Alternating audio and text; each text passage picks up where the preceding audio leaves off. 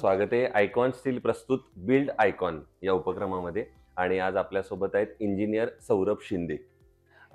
त्यांची बद्दल बोलायचं झालं तर मागच्या 4 वर्षांपासून सिव्हिल इंडस्ट्रीमध्ये अतिशय उत्तम कामगिरी करत आहेत. रेसिडेन्शियल आणि कमर्शियल अशा दोन्ही फ्रंटवर त्यांची कामगिरी चालू आहे. बिल्ड आयकॉन हा असाच उपक्रम आहे ज्याच्यामध्ये आम्ही लोकांशी बोलतोय, तुमच्यासारख्या इंजिनिअरिंगशी बोलतोय आणि माझ्या मते भारताचं भविष्य घडवण्यामध्ये ऑफकोर्स इंजिनिअरचा फार मोठा वाटा आहे. आणि अशाच इंजिनिअरना त्यानिमित्तानं बोलावं, त्यांच्यातून काही सकारात्मक बदल घडावे, हा या सगळ्या उपक्रमामागचा आमचा हेतू आहे. तर त्याच्यात तुमचं स्वागत. आधी सगळ्यात मला विचारायचं आहे की तुमची शैक्षणिक बॅकग्राऊंड म्हणजे शाळा, मग कॉलेज आणि या सगळ्याबरोबर सिव्हिलमध्ये यावं किंवा सिव्हिलच करावं असं कुठनं वाटलं? म्हणजे कोण मोटिवेशन होतं, कोणी आयकॉन होतं, कोणीतरी सांगितलं यामध्ये खूप स्कोप आहे, कुठल्या पर्सनॅलिटीला आधी बघितलेलं, तर काय असा इन्सिडेंट घडलेला की तुम्ही सिव्हिलकडे वळलात? या सगळ्याबद्दल आधी सांगा. ॲक्च्युली माझं एज्युकेशन प्रायमरी रिसोडलाच झालेलं आहे. बरं. नंतर 11th-12th मी अकोला केलं बरं.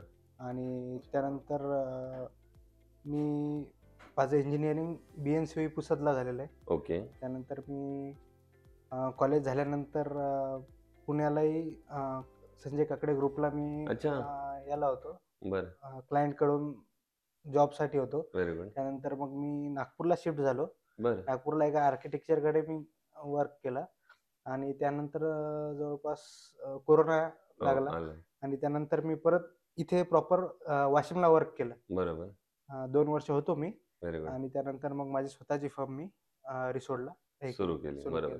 या सगळ्यामध्ये जो महत्वाचा प्रश्न होता तुम्ही सांगितला तो चार्ट फार चांगला होता. त्याच्याबद्दल पण बोलणार आहे. पण महत्वाचं म्हणजे सिव्हिल इंजिनिअरिंग मध्ये यावं, या स्ट्रीम मध्ये यावं हे कसं वाटलं?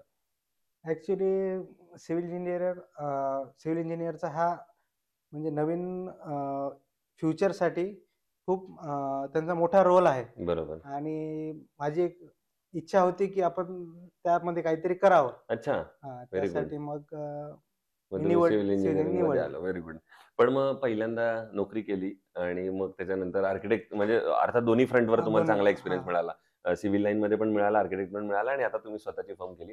पण मग नोकरीमध्ये मन रमलं नाही का? पैसे जास्त कमवायचे होते का? आपल्या गावात येऊन काहीतरी करायचं होतं? त्या नक्की काय रिझन होतं? यामागे मेन मोटिव्ह हाच होता की आपल्याला गावाकडे काहीतरी, कारण बाहेर जे आपण डेव्हलपमेंट बघत होतो तर बरोबर. त्या हिशोबाने आपल्या गावाकडे असं काहीतरी हे झालं पाहिजे. बरोबर. त्यासाठी मग इकडे तुम्ही प्रॉपरला यायचा मी निर्णय घेतला. Very good. Very good. दुसरं असं विचारायचंय, तुम्ही जेव्हा शिकलात इंजिनिअरिंग आणि आता ते इम्प्लिमेंट करताय, या दोन त्याच्यात महत्वाच्या गोष्टी आहेत. पण त्याच्यात जी टेक्नॉलॉजी वापरलेली गेली होती किंवा जे तुम्हाला ऍप्लिकेशन शिकवले होते आणि आताचे याच्यामध्ये पण बराच फरक झाला.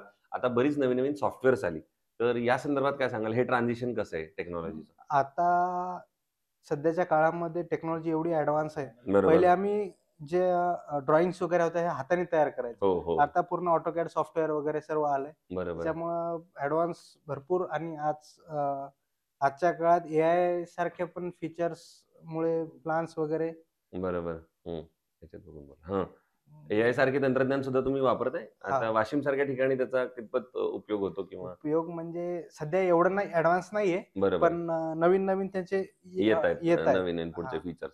पण मग गिव्हन अ चान्स, आता असं काय वाटतंय या क्षेत्रात काम करताना की हा कोर्स करायला पाहिजे किंवा हे शिकायला पाहिजे तर मला अजून याच्यामध्ये थोडं जास्त नॉलेज मिळेल किंवा हे भविष्य आहे, असं काय वाटतं? कुठलं ट्रेनिंग घेतलं पाहिजे का? तसं आता हे स्ट्रक्चरल वगैरे जशा जशा अडचणी येतील, तुमचे कंपनीजचे वगैरे भरपूर आहेत. तर सिमेंटच्या कंपनीज वगैरे हे वर्कशॉप घेत राहतात. बरोबर. त्यातून बरीच माहिती मिळत राहते. ओके. आणि बस बाकी सॉफ्टवेअर तर मी बाहेर राहून करूनच घेऊ शकतो. बरं, ठीक आहे. दुसरं कन्स्ट्रक्शन इंडस्ट्रीमध्ये बऱ्याचदा असं बघितलं जातं की अकुशल कामगार किंवा अनस्किल्ड लेबर हे खूप मोठ्या प्रमाणात आहेत आणि जो त्याचा पार्ट आहे. पण अनस्किल्ड लेबर करून बऱ्याचदा स्किल्डचे जॉब किंवा महत्वाचे जॉब केले जातात आणि जर ते अनस्किल्ड लेबर करून केले गेले तर त्यात चुका होण्याचा चान्स आहे. त्यामुळे कुठला तरी मोठा धोका संभवतो. तर अशी कुठली केस बघितलीये किंवा ऐकलीये किंवा स्वतः आता तुम्ही साईट करता तर तेव्हा तुम्ही काय काळजी घेता? असं काही इन्सिडेंट आठवतोय का? ऍक्च्युली कन्स्ट्रक्शन साईटवर सेफ्टी हा फर्स्ट प्रायोरिटी आपण सेफ्टीला द्यायला पाहिजे. बरोबर. इन्सिडेंट झालेले आहेत. आता ते सांगायचं हे नाही, नाव नाही सांगितलं तरी इन्सिडेंट महत्वाचा आहे की अशी गोष्ट होती जिथं ते वापरले. असं इन्सिडेंट सांगू शकता? ऑफकोर्स नाव नका घेऊ कोणाचं. ऍक्च्युली कसं आहे, जिथे स्टीलचं प्रॉपर हे द्यायला पाहिजे, लॅपिंग वगैरे बरं. द्यायला पाहिजे, ह्या गोष्टी जिथे पाळल्या नाहीत आणि त्यामुळे स्ट्रक्चर कोलॅप्स झालं. बापरे! हो. हे असे असं सुद्धा होऊ इन्सिडेंट शकतं. बघितलेले आहेत मी. बरोबर. त्यामुळे मग हे याला टेक्निकल पर्सनचा आणि स्किल लेबर हा बरोबर. दोन्हीचा मोठा रोल आहे यामध्ये. बरोबर, बरोबर. दुसरं आता तुम्ही रेसिडेन्शियल प्रोजेक्टमध्ये पण आहे आणि कमर्शियलमध्ये पण आहे. दोन्ही करताना ऑफकोर्स वेगवेगळ्या गोष्टी लक्षात ठेवाव्या लागतात. पण रेसिडेन्शियलमध्ये काम करताना एक गोष्ट तुम्हाला आता प्रामुख्याने जाणवत असेल, ती म्हणजे प्रत्येक क्लायंट असं म्हणतो, की बजेट थोडं कमी आहे बरोबर, आणि त्याला जो बंगला किंवा जे घर, रो हाऊस तर हवं असतं कुणाचं तरी बघितलेल्यासारखं, की अरे बरोबर. असं बनलं पाहिजे, पण बजेट तर कमी आहे. तर मग अशा कोणत्या बाबी आहेत, की जिथं तुम्ही सांगू शकता, की सर इथं बजेट थोडं आपण कट शॉर्ट करू किंवा मी माझ्या नॉलेजनुसार हे सेव्हिंग करून देतो, पण या जगोष्टी आहेत, की जिथं बजेट कमी नका करू. या गोष्टी महत्त्वाच्या आहेत.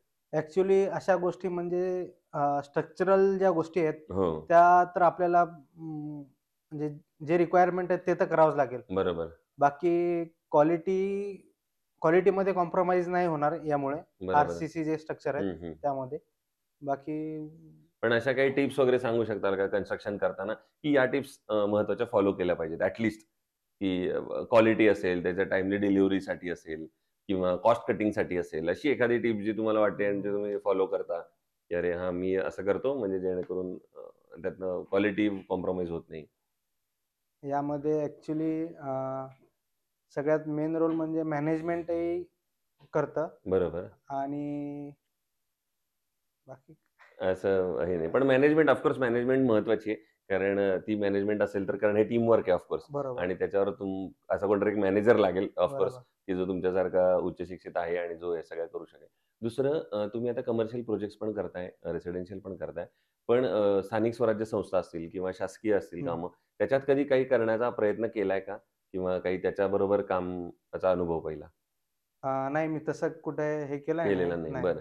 पण एक इंजिनिअर म्हणून तुम्हाला काय वाटतं, कुठल्या क्षेत्रात तुम्ही जास्त कॉन्ट्रिब्यूट करू शकता, जेणेकरून तुम्ही वाशिमसारखं ठिकाण म्हणलात किंवा आता तुम्ही जिथनं आलात ते वालं ठिकाण, की जिथे तुम्ही काहीतरी इंजिनिअर म्हणून कॉन्ट्रिब्यूट करू शकता, असे कुठले त्यातले सेक्शन वाटतात? अं, ते सिटी प्लॅनिंग वगैरे थोडं आपण हे करू शकतो करू त्यामध्ये. शकतो. हां, बरोबर, बरोबर. मग प्रॉपर ज्या रिक्वायरमेंट आहेत रोड वगैरे बरोबर, या सिटी प्लॅनिंगच म्हणता येईल त्याला एक. बरोबर. हां. अच्छा. दुसरं तुम्ही आता सांगितलत, की सिव्हिलमधली तुम्हाला थोडी आवड होती. हं. यायचं होतं, तुम्ही बघत होतात.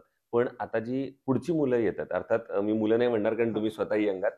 पण आता जे ज्युनियर्स येतात असं हं. म्हणू, पुढची बॅच येते. तर त्यांना त्या ज्युनियरला एक मित्र म्हणून काय सांगाल, की या फील्डमध्ये येताना तू ही गोष्ट लक्षात ठेव किंवा ही गोष्ट तू सोबत आण, तुला या गोष्टीत सक्सेस नक्की आहे. या फील्डमध्ये सर्वात मेन तर एज्युकेशन, तुमचं एक्सपिरियन्स मॅटर तर करतोच.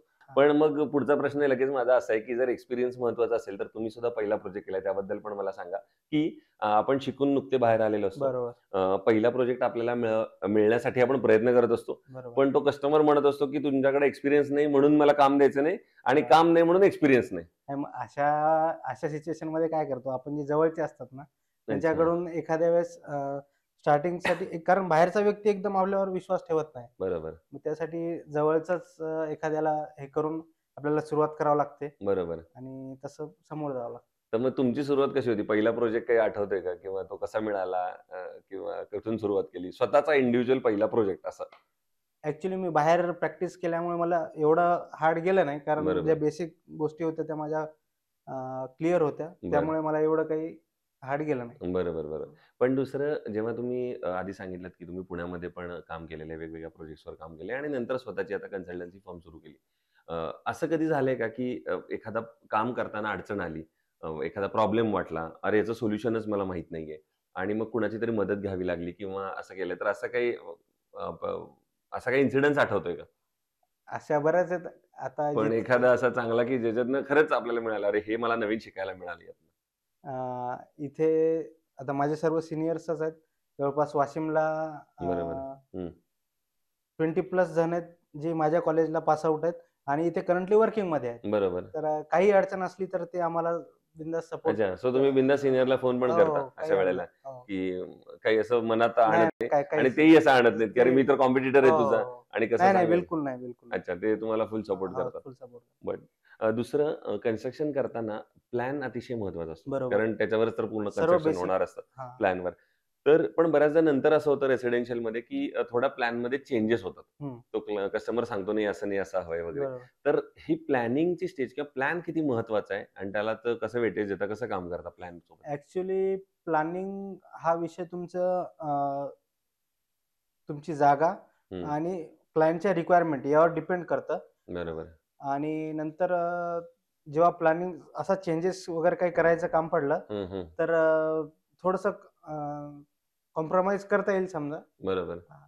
त्या हिशोबाने परत प्लॅनिंग करता परत येईल. प्लॅनिंग करता येईल. दुसरं कन्स्ट्रक्शनमध्ये सळई हा फॅक्टर सगळ्यात महत्त्वाचा असतो. बरोबर. अर्थात काय म्हणतो निर्माण की जान टाईपवालं असं बरोबर. आहे, की सळईच ती महत्त्वाची आहे. तर ती सळई निवडताना तुम्ही काय काळजी घेता किंवा तुम्ही कुठले पॅरामीटर्स ठेवता, की अरे अशी सळई केली पाहिजे किंवा तुमच्या कस्टमरला सांगता, की सर जर तुम्ही सळई घेत असाल तर हे पॅरामीटर्स डोक्यात ठेवा.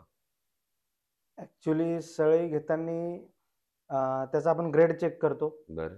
आणि वास्तविक आमच्या इंजिनिअर्स लोकांना तुमच्या कंपनीसारख्या म्हणजे कंपनीकडून सर्व त्यांची स्ट्रेंथ वगैरे सर्व रिपोर्ट आलेलेच असतात. आलेच असतात. बरोबर. मग त्यानुसार आम्ही त्यांना रेफर करतो, की ओके. तुम्ही याच्यासोबत जाऊ शकता.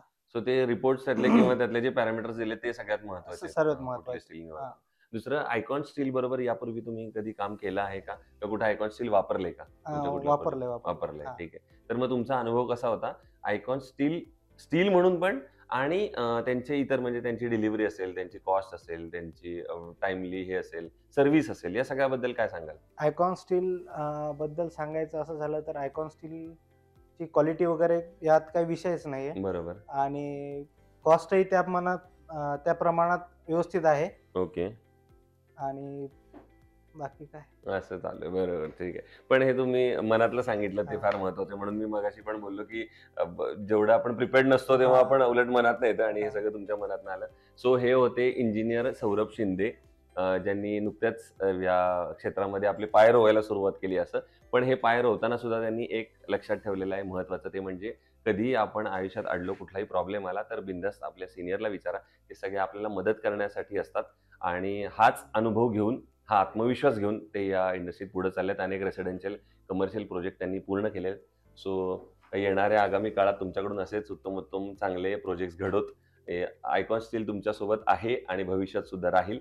त्यामुळे माझ्याकडून आणि आयकॉन स्टीलकडून दोघांकडून तुम्हाला आगामी काळासाठी आणि तुमच्या कामासाठी मनःपूर्वक शुभेच्छा. Thank you. थँक